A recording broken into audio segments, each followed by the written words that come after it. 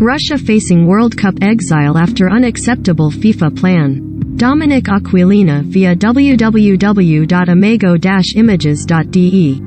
Russia's future in the World Cup teetered on a knife edge Sunday after FIFA plans to allow them to play on neutral territory were dismissed as unacceptable by rivals, plunging the qualifying process for football's showpiece event into chaos.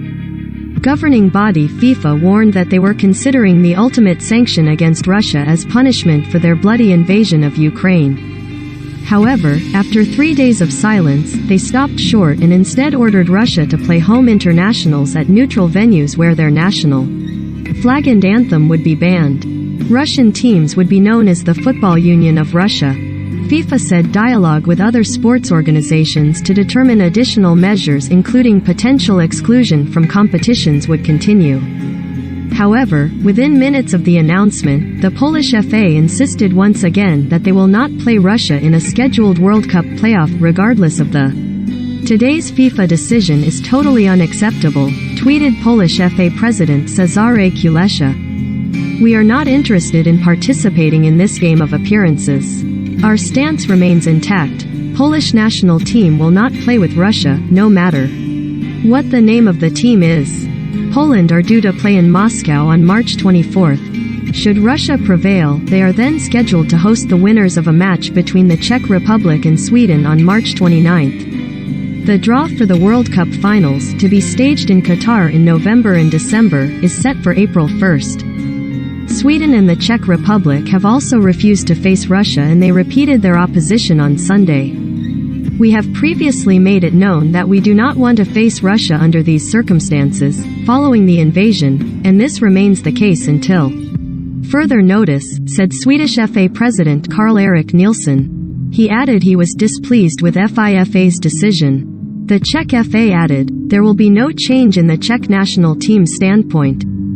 Earlier Sunday, French Football Federation President Noël Le Grat led calls for Russia to be kicked out of the World Cup. "The world of sport, and especially football, cannot remain neutral. I certainly would not oppose the expulsion of Russia," Le Grat told Le Parisien newspaper. France are the reigning world champions, having won the 2018 tournament in Russia. The English FA said their national teams would not play any games against Russia out of solidarity with Ukraine and to wholeheartedly condemn the atrocities being committed by the Russian leadership. The Welsh FA said they too would join a boycott as it stands in solidarity with Ukraine and feels an extreme amount of sadness and shock to the recent developments in the country. European governing body UEFA took action on Friday, stripping St. Petersburg's Gazprom Arena of the Champions League final on May 28 and awarding the match to the Stade de France in Paris. At Wembley on Sunday, Chelsea skipper Cesar Azpilicueta and Liverpool captain Jordan Henderson carried flowers in Ukraine's yellow and blue colors onto the pitch before kick-off in the League Cup final. Both teams stood for a minute's applause, while a message on the stadium scoreboard in yellow and blue read "Football stands together." Liverpool and Chelsea fans were seen with Ukraine flags. One supportive banner in blue and yellow read "You'll never walk alone" in reference to Liverpool's iconic terrace anthem. Chelsea also said they were praying for peace following Russia's invasion after owner Roman Abramovich's decision to hand over control of the Premier League club. The Russian-Israeli billionaire announced on Saturday that he was handing the stewardship and care of Chelsea to the trustees of the club's charitable foundation, but he will remain as owner. There was no mention in his statement of the crisis in Ukraine. Chelsea released a 24-word statement on their website Sunday, but there was no mention of Russia or its president, Vladimir Putin. "The situation in Ukraine is horrific and devastating," the statement said. Chelsea FC's thoughts are with everyone in Ukraine. Everyone at the club is praying for peace. It is understood Abramovich, who allegedly has links to the Kremlin, took the decision to step aside in order to protect Chelsea from reputational damage as the war rages in Ukraine. Sporting anger on Sunday wasn't just limited to football.